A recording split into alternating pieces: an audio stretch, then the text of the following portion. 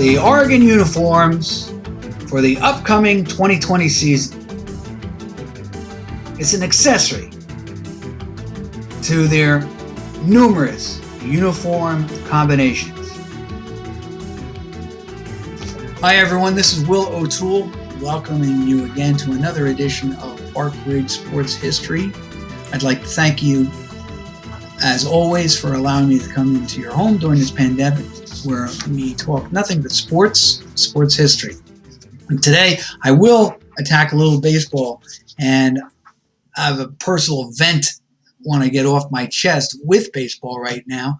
But I'd also like to talk a little bit about college football.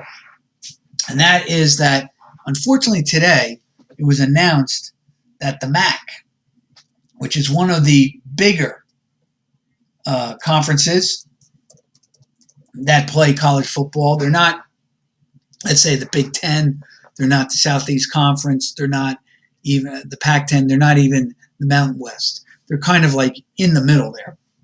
But why this kind of broke my heart today was that the MAC has canceled its football games right now because of the pandemic, and that means that Army football has really taken a hit here because, I'll let you know, I do some work for Army football. I enjoy the privilege of working for them, and over the last 10 years, I've seen some exciting games up there at West Point, and really, West Point is such a great experience. But number two is Army football is just, it's really part of our American culture.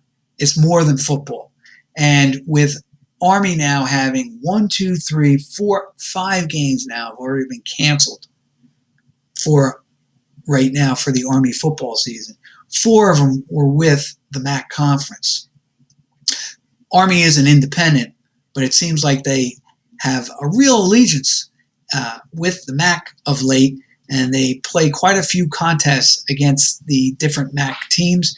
And I will tell you this, one of them that I'm really heartbroken that has been postponed. They were going to play or host Eastern Michigan again this year, and that game has been postponed. Just to give you an idea, the Patriot League's Bucknell team, Army was supposed to meet them in early or late August, early September. It was going to be their first game of the year. They were going to play Bucknell. Of course, that game's been postponed as the Patriot League has scrapped the season. Then they were going to head to Rice. That's still on because they're in Conference USA. And those have been fun games, the Army-Rice games. This year, the Black Knights travel. That's a great nickname, too, the Black Knights of the Hudson. What a great name. One of the great nicknames of college sports, Black Knights of the Hudson. They travel and will play the Rice Owls. And then they are home. They have 3 of the next 4 were home games. Miami, Ohio, that was going to be on the road. That's been postponed because Miami of Ohio is in the MAC. Princeton, they're an Ivy League team. I think the Ivy League was the first to get rid of football for the year. Then they were going to, like I said, play Eastern Michigan. They had a great contest 2 years ago up at West Point against the Eagles. I wish they were still called the Hurons. What a great nickname. Or if you're going to change, just call them the Emus. Eastern Michigan, EMU. But I do like Hurons, one of my favorite nicknames of all time. But Eastern Michigan played at Army a couple of seasons ago, and it came down to a last play, actually a 2-point conversion, which was blocked by the Army defensive back, and Army goes on to win the game. Had Eastern Michigan just kicked the extra point, they probably would have gone deeper into the game, overtime and all the rest of it. But as it just was a great finish to a great game. And then after Eastern Michigan, Buffalo was supposed to come into town. And of course, Buffalo and Army have had some pretty good contests the last couple of years. So those 5 games have been taken off the ledger for Army, and that's kind of a disappointment. They still have the Air Force game in November. They still are at Tulane. They still play at UMass. All right, UMass was actually part of the MAC, and then they left a couple of years back, so they're playing as an independent like Army is. And then, of course, they have the traditional Army-Navy game, which is more than just a football game. And I have to be honest, it's more than the football game because it so embodies our American culture. It so embodies our American history. You have a convergence of military history, the college atmosphere, college football in a college town. Philadelphia is a college town in many respects. You have Temple, St. Joe's, University of Penn, Villanova, just on the outside. So you have a plethora of schools, LaSalle. You have a plethora of schools in that Philadelphia area, giving it that college atmosphere. Plus, they play in a pro arena. Philadelphia's on the grass in December. So you have those gray clouds, kind of still the fall crispness in the air. Sometimes it's even colder, like a couple of years back when you had the snowfall during the game, and it was just a muddy game. And of course, what was great about that, Army wore those white uniforms. They looked like Star Wars stormtroopers. And of course, that was those were for that one game. They commemorated the Army Ski Patrol of World War II, and they looked so sharp in them. And of course, once they got down and dirty, all the players in white turned into players in mud. I know that I was happy with that. Not too many moms and grandmas and wives were too happy with that because normally they're the ones who seem to do the wash in the house. And it's the little boys return to the mud and the grime and the snow of gut football. And that Army-Navy game so embodies so much more. You have a great history just of the football teams. You've had 4 Heisman Trophy winners from the academies. 4, 5. Joe Bellino, I'm forgetting about him too. Roger Staubach. Pete Dawkins. Mr. Inside and Mr. Outside. Of course, their names elude me. Davis and, Glenn Davis. And of course, I'll probably remember this after I get off the air, so apologies. But Army had some great teams in the 40s. Navy had that great team that went to the Cotton Bowl with Roger Staubach that lost to Texas. They've had some really good teams of late. Navy, Army had a role there for the last 3 years where they were going to bowl games. So it is, and it's real college football too, meaning this. None of the players there aspire to be NFL players, even though some have been drafted. Some have even gotten some invites in the last couple of years to play. So that just goes to tell you the talent level at both nations' military academies. But it's not just that. It's a time that you spend with family to watch these games. I know that the game is at 4 o'clock. There have been rumors that it might go to a primetime thing maybe in the next couple of years. I know that many people may not see the entire game because they're running around doing Christmas shopping or getting ready for the Christmas season. It's at 4 o'clock. So I know that people sometimes come in, they turn on the game, they watch maybe a quarter of the action and say, man, I saw the Army football game. All well and good. For me, it's probably one of the first sporting events I ever saw as a kid, sitting with my dad and my brothers. Plus, and that's always evokes great memories. Learning about the game of football, actually, I cheer for both sides. My dad served in the Army, but we had members of our family that were in the Navy. I wasn't privileged to serve in the military, but you have convergence of military history, academic, collegiate, then you have your sports history, and then it's just pure Americana. And it's just it's beyond a football game. It's beyond a sporting event. It's beyond an event. It's really bigger than that. You know, in many ways, if someone comes to this country and they don't know too much about the game of football, plop them right there and let them watch the Army-Navy, because it's more than just what goes on the football field. It's everything about it. It's the cadets marching in. It's just exciting stuff. And it's played on that, like I said, cold, crisp gray days of December. How great is that? And for a few times it's been moved. The venue has been moved. Usually it's in Philadelphia. It was played in Baltimore a couple of seasons back. It's going to go back. I always call it the Meadowlands. I think it goes back to the Meadowlands in 2021, where it has been played before at Giant Stadium way back when. It's been played in Pasadena at the Rose Bowl. I wish that they, in one respect, I wish that they would go to different venues and play, because I think it's important for the country. But I also think it's nice to bring it outside of like the parochial Philadelphia area and play it elsewhere, because people really enjoy it. And they admire our nation's youth. These are guys that are going to serve. And here they are for 60 minutes doing battle on the football field. Bitter rivals. At the end of the day, though, they walk off the field, shake hands. It's just a great, great experience. And I know that I might be waxing poetic about it, but it's because college football is near and dear to me. And it has so much, it's about the history. And Army-Navy just really, when you think about rivalries, that's really the first one that comes up.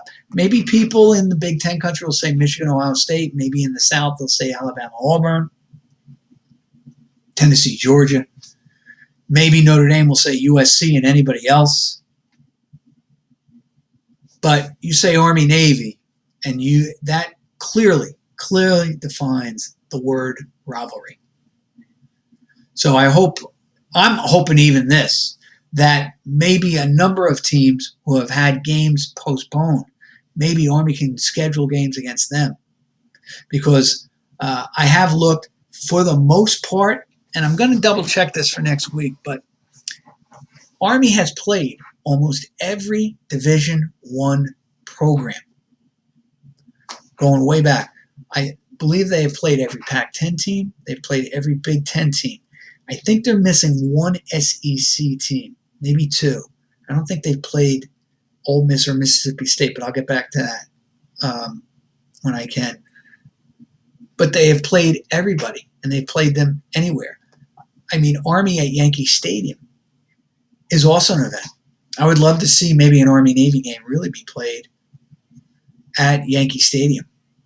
How about that as a kickoff to the bowl season for college football? Played at Yankee Stadium.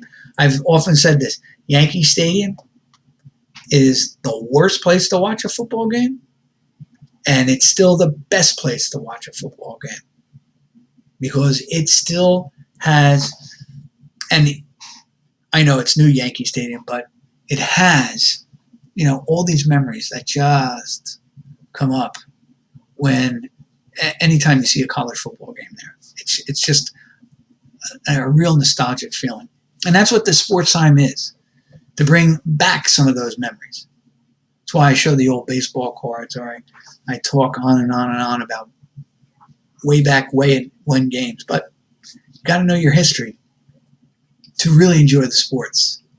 Because when you start equating guys to players of, years before or a century ago, when you start comparing them, you got to have a little bit of background with that. What are you really comparing them to? That being said, let's talk about a little venting on my part, and that is with baseball and what's been driving me crazy with baseball. And I'm going to use hockey as a comparison. Baseball has come back last 2 weeks. Games have been pretty good. I know that it's only a half season. It's not even a half season. Pardon me. It's only 60 games. And they've done some convoluted, or they've tried some crazy things this year. One thing they did implement that I thought was a good idea, because I said, why not do it? I thought about it too, and the minor leagues do it, and that is the doubleheaders with the 7-inning games. Both games are 7 innings. I got no problems with that one. What I do have a problem with lately, though, is this. There's nobody in the stands. And yet the players forever take the longest time to get into the batter's box and the pitchers to throw the ball. And I really thought that with this pandemic and the fact there was only 60 games, I really thought the players, without the distraction of the fans and all the rest of it, I thought there was going to be a real move towards speeding up the game. And I'm not talking about speeding up the game by saying we should only have 3 balls and 2 strikes for a walk. I'm not talking about tinkering with the rules. I'm talking about with the general protocol of the game. And really, you should get in there and just hit. You should just get on that mound and pitch. Why I'm saying that? Because my third thing that I'm going to talk about today are about winning pitchers and the great pitchers of when I was growing up as a kid and what they used to do on the mound. And I'll give you 2 specific pitchers that I recall. And one was Tom Seaver, of course. The other was Bob Gibson. I loved how Gibson pitched the game. Just give me the ball, get behind the plate, I throw the ball, give me the ball back. And it wasn't because Gibson was not erudite. He was a thinking man's pitcher, but he also believed in momentum. He also believed in, just a natural, just bang, muscle memory. Get on the mound, speed up the game, just pitch the ball. And he gets into a rhythm. And as a result of that rhythm, his defensive players are so much better. They're on their toes, literally and figuratively, to receive the ball and become better defensive players because they knew there was no lollygagging on the mound. One thing that's driving me crazy lately, I guess maybe my age is starting to show, you're up 3-4 runs and the pitcher's on the mound. It takes him, it seems, an eternity to throw the ball to the plate. But then he throws 2 balls prior to throwing to the plate. He's throwing over to try to nail the guy at first base. And the interesting thing about that is that the metrics are saying there's been actually fewer stolen bases in the age of the metrics because they are finding out that the stolen base actually cuts down on a multiple run inning. And I understand you want to keep the guy close to the plate or close to the base. I understand all that. But guys, Gibson I don't think I ever remember Gibson thrown over to first base. Rarely did I see Seaver. They were concerned with the guy at the plate and getting that out. And they would get the ball, receive the ball, get the pitch, the pitch call, and throw the ball. And Gibson didn't waste time. I think that's my biggest problem with the players today is that they seem to waste too much time prepping for the pitch instead of just getting in there. And I think by wasting all that time, I think it's doing each side, the pitcher and the hitter, a disservice. And obviously it's making the game last too long. You don't mind watching 3 hours of a baseball game if you're seeing action. But when it's a guy stepping back and forth, just watch next time. Count for one batter. Just count the time that he's in the batter's box. And you'll see what I mean. Even if he's only in there for, let's say, 2 minutes, well, there's 27 outs. That's 54 minutes right there. Multiply that twice, that's 108 minutes. Right? That's a 2-hour game in between innings and base hits and all the rest of it. So why are they lasting 3 hours? Why? Because they're probably going beyond the 2 minutes. Just try. Guy hits a foul ball and he's got to readjust his gloves or get a sign from the third base coach. Come on. Other thing that I can't stand right now with the baseball, I thought it was kind of funny at first. And now it's absurd. And that is the fake placards in the stands. Now, I understand. I think originally some of the teams, you could put your picture in the stands, and it was money for a certain amount of money, and then you would donate it to charity. Great idea. I have no problems with that. But I got to be honest with the music and the noise being drummed into the game, I feel like I'm watching a sitcom. especially with the fake audience in the back. I feel like I'm watching a Barney Miller episode instead of a baseball game. And really, it doesn't add anything to the aesthetics of the game. In fact, I think it's more of a distraction. What I'd like to see, if they're going to keep the placards, is put them all out in the bleachers. And if the player hits one of those placards with their home run, they either donate the amount of money that's on the placard, let's say $100 or $50 to their favorite charity, or have those as a point system. So not only, and then at the end of the year, the guy with the most points gets to donate money to charity, and you get some, like a Rolaids. Remember how Rolaids used to have the relief pitcher of the year? They get an award named after having the most points by hitting the most placards. That would be fun. All right. But seeing fake people, I just think it adds to the absurdity of all. Now, I'm going to compare that. I've watched the hockey so far. Hockey has been pretty good. And the baseball's been good. Don't misunderstand. But the hockey's been pretty good. And I understand that logistically, capturing the ice is a lot different than capturing a baseball field. Baseball is more of a three-dimensional. Hockey and football and basketball are more two-dimensional, length times width. Because what you need in baseball, if a ball is wafted into the field, into the air, you got to figure out the distance and where it's been hit and whether a defensive player can track it down. In hockey and in basketball and in football, the ball basically stays on the field itself, if you know what I mean. So with hockey, all of the cameras are really focused on the ice. Nevertheless, I have not heard any kind of noise being piped in. I haven't seen the placards, and the game is still good. And actually, it's refreshingly honest about it. Hey, we have no fans here, but this is what we're doing. Okay. Baseball, though, it's like, well, we got to put fake fans in to make it look like you're here. You're selling your fans, you are selling your baseball fans short baseball by doing that. I really mean it. It's not adding anything at all. Third thing, love to talk about, and that is a pitcher's number of wins. And I've been thinking about this, talking about it.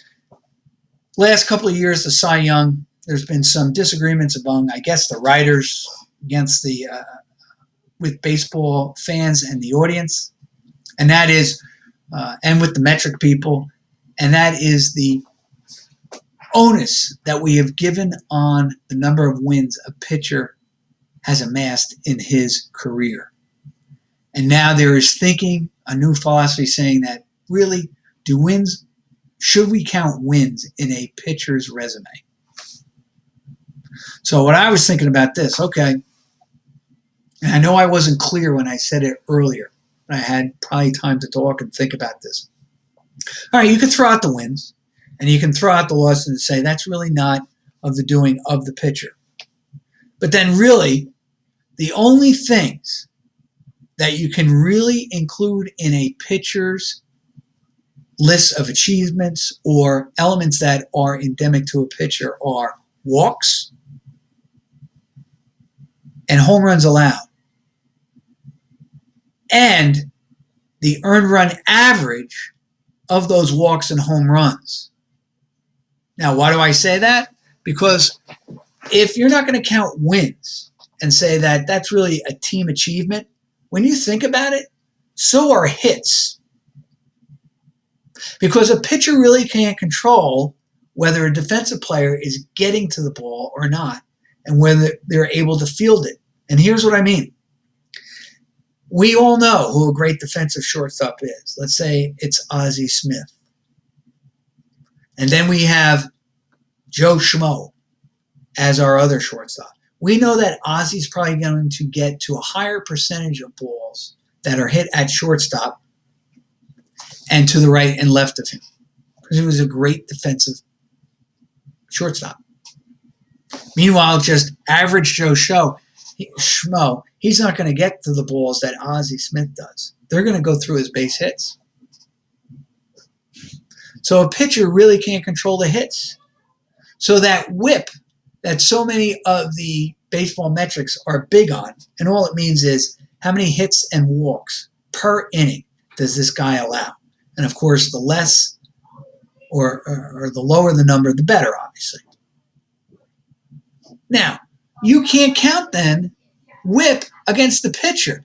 The only whip you can count are the home runs that he allows and the walks that he gives up. So wins, everyone has been crushing, everyone feels sorry for Jacob deGrom, and everyone made the case with Felix Hernandez a couple of years ago when he won with only 12 wins. And deGrom, we know that the Mets don't score for him and all the rest of it. All right, I understand that. But the wins are still important. Why? Well, just think of it this way. The all-time winningest pitcher is, and the all-time losingest pitcher is. Now, just keep it for wins. The all-time winningest pitcher is what the award is named after, Cy Young. So wins have to be important. And another way to look at it, and this is how I always look at it, it's Game 7 of the World Series. You have two pitchers out there. Or you have a choice of pitchers. Give me Gibson every time. 251 lifetime wins. He goes out onto that mound, and people feel good when he takes that mound.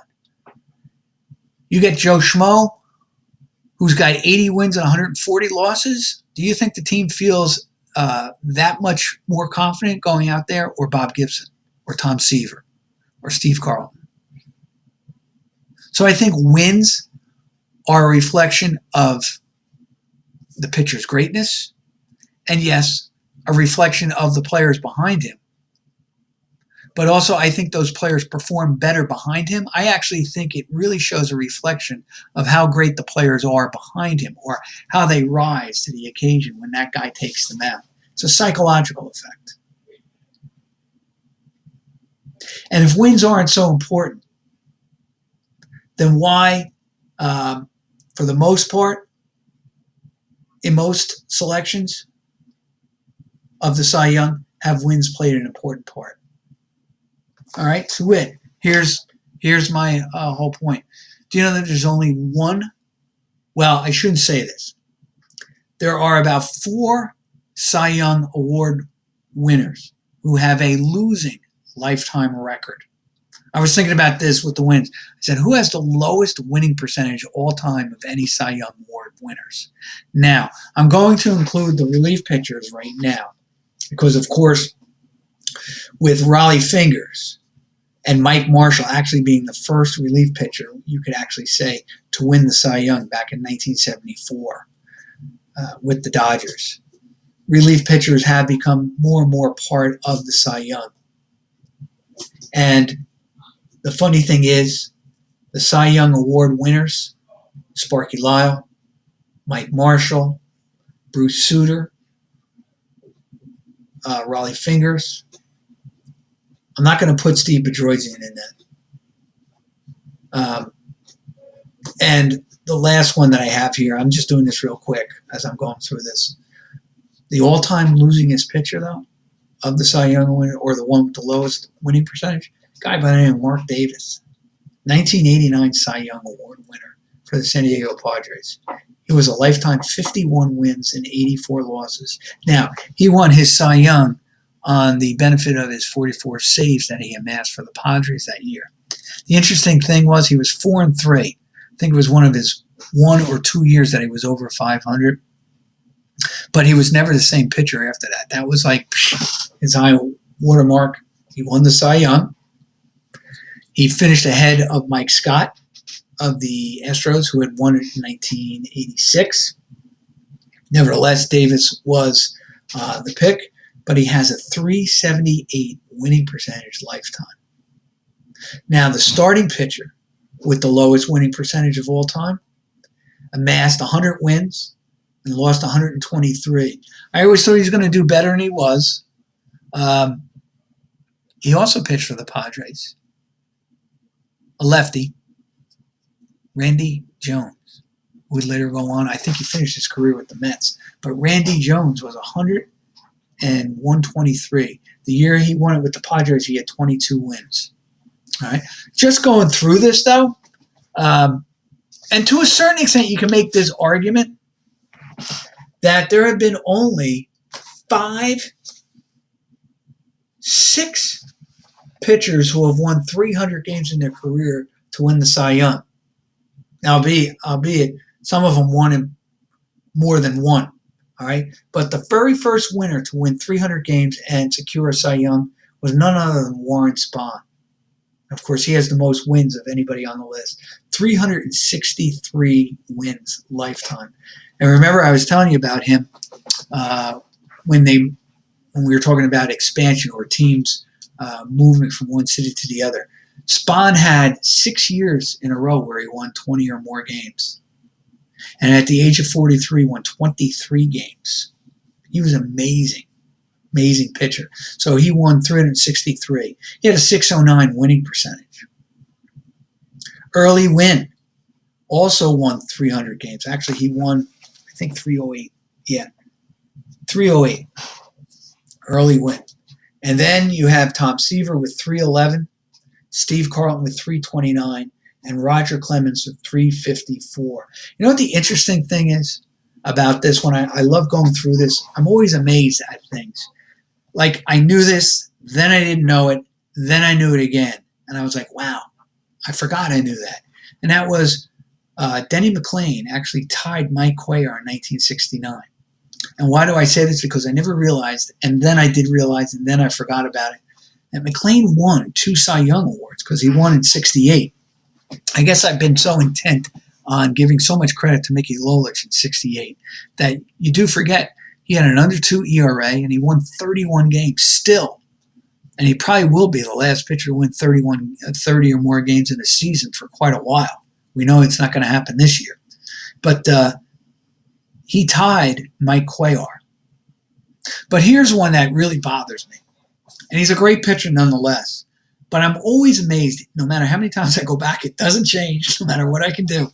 But Bob Gibson only had 200, only.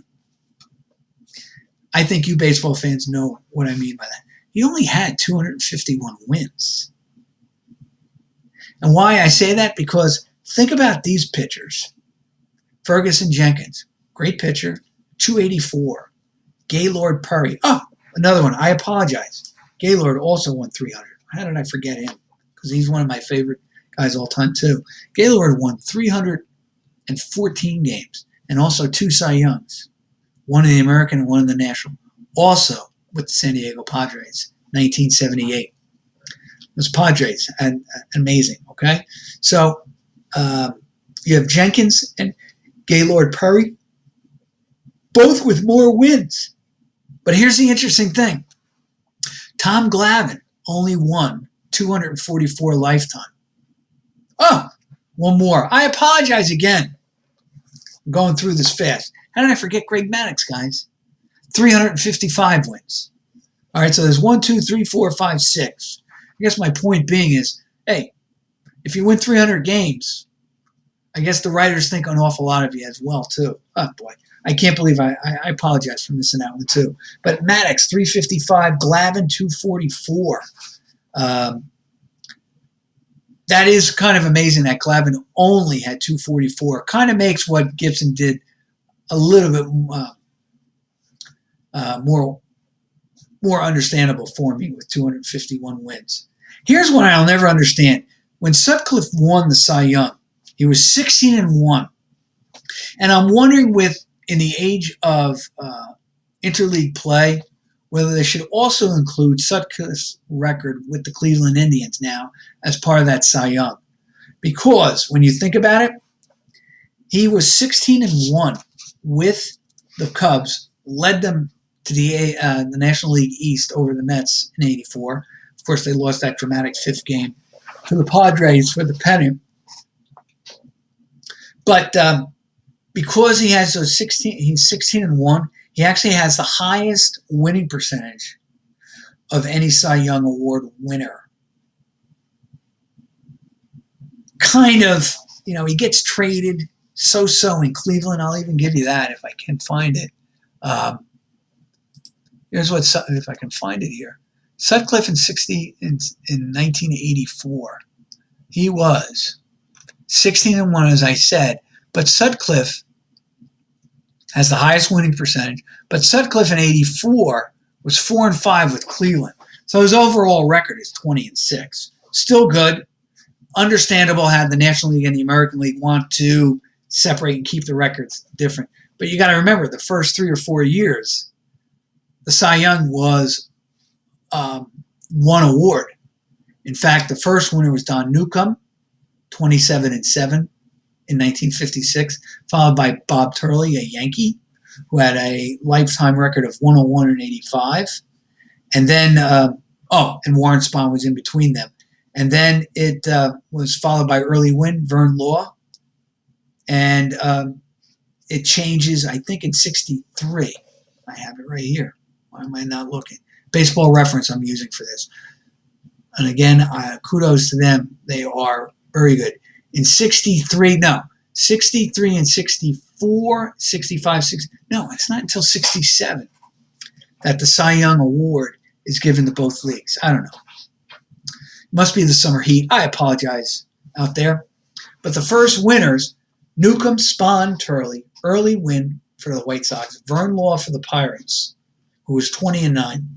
Then Whitey Ford, 25-4 for the 61 Yanks. Don Drysdale, Sandy Koufax, and this guy, 1964, Dean Chance, who had a .527 lifetime winning percentage and 128 wins. Of course, he kind of burnt out too.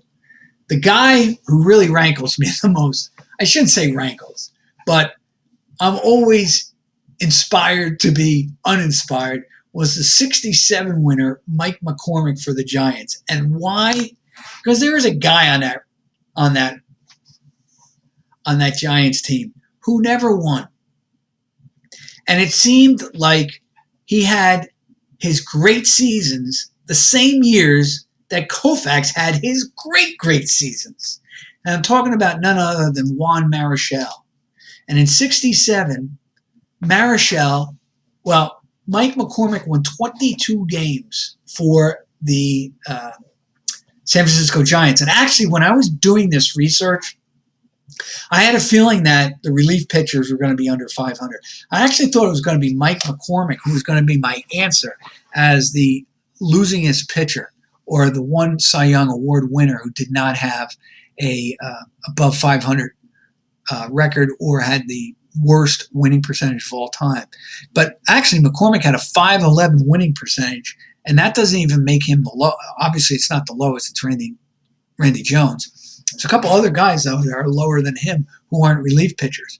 But just to give you an idea of my frustration here, in 67, he wins 22 games. Marichal won 14 that year. That's after Marichal won 14 games in 1967. McCormick won 22. They both lost the same amount of games, 10. Marichal had a lower ERA. And here's the point. Marichal, I think, was hurt in 1967, but he still managed to win 14 games and still have an ERA under 3. The lowest ERA of their 4 starting pitchers, they had Ray Sadecki, Marichal, McCormick, was a guy named Gaylord Perry, who I already said won 300 games. Of course, I messed that up, but he won 300 games. That year, he was under 500. He was 15-17. He had 2.61 ERA, but he pitched more innings than McCormick did. Honestly, I don't know why McCormick won. Outside the 22 wins, that could have been a case that year. Let me just see. Finishing second that year was Jim Bunning for the Philadelphia Phillies, and Fergie Jenkins finished third. And Bunning won 17 games. He was 17-15 with a 2.29 ERA. And Fergie was 20-13 with a 2.8 ERA. Bunning had a higher WAR, almost double McCormick's. And I was about to say maybe you should have given it maybe the writer should have given it to Jim Bunning. I guess there, though, they saw the 22 wins and said they were probably more valuable than the 17 wins of Jim Bunning. So once again, baseball kind of not being hypocritical, but talking out of both sides of their mouths. They're saying that wins aren't that important, yet I think statistically Bunning probably had better statistics, had more losses, even though he's only 2 games over 500. But he was probably playing for the Phillies, not as good as the Giants. And of course, you see who the Giants have 2 Hall of Fame pitchers on that roster. So it wasn't like McCormick was carrying that team, so to speak. Anyway, Mike McCormick wins in 67 along with Jim Lomborg. Here's the shame about Lomborg. Lomborg could have probably been a great pitcher. Remember, he breaks his leg in the offseason skiing. But he managed, though, interesting thing about him was that Lomborg did win 157 games, lifetime. Just going through this, Mike Marshall, 464. He's the first pitcher that I saw who wins the Cy Young, who has a lifetime record under 500. And of course, he won in 74 because of all his relief appearances. Still has the record, 106 appearances, and he had and he was big time saves. And of course, he gets traded to the Dodgers from the Expos, and the Expos got in return was Willie Davis, who played center field for the Expos next couple of years. Anybody else? Actually, the pitcher with the highest winning percentage. Now, he's still active. It may not be that high after he retires. I'm not sure, but it was Whitey Ford at 690. But it's Clayton Kershaw has a 697 winning percentage. 697, think about that. Almost 700. And that brings me to my last guy that I want to talk about, and that's CC Sabathia. CC's got 251 wins, same as Bob Gibson. He has a 609 winning percentage. Gibson's 591. But here's the deal, and I'm splitting hairs. Do you know that CC, and I haven't done all of the guys, but I did do a select guys like the Seavers and the Clemens and the Koufaxes. Do you realize that CC has 8 seasons where he has a winning percentage over 700? I think you can make a real case for CC being a Hall of Fame pitcher. I'm on board saying I think he is a Hall of Famer. He's got 251 wins, a 609 winning percentage. So it's not like it's 540 or 530. Now, he has a high ERA, but this has been, the age of the home runs and all the rest of it. But I think what can really help him, in addition to playing for a World Series winner and the Cy Young, he's got 8 seasons of a winning percentage over 700. And guys, it's not 7-3. I'm talking 700 winning percentage. Anyway, through all my grumblings, I want to thank you again for coming, allowing me to come into your homes and talk nothing but sports. This is Will O'Toole for Park Ridge Sports History. And remember, you can see more of my work at otunescartoons.com.